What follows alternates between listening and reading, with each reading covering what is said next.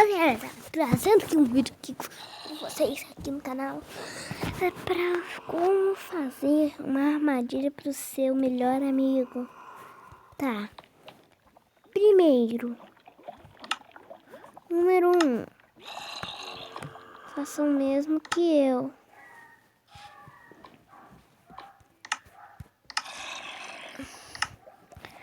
Pega um mato. Esse mato aqui, no caso.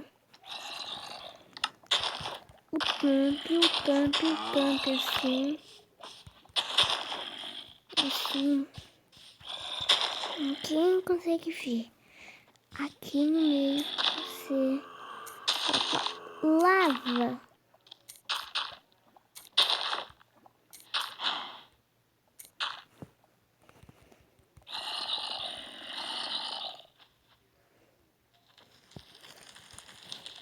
E botar fogo igual em volta aqui. Como quebrar o mato o mais rápido possível? Esses matos aqui.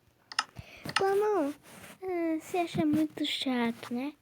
Mas não, tem um jeito bem mais fácil, que é botando fogo. Vamos ver. Um foguinho faz um trabalho pra montão. Aí.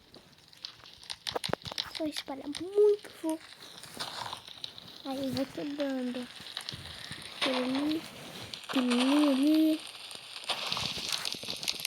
Bota mais fogo. Mas aquilo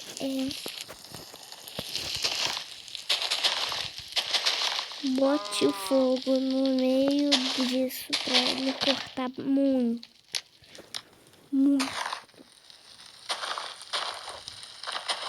Esse foi o vídeo. Se vocês gostaram desse vídeo, já deixa o joinha.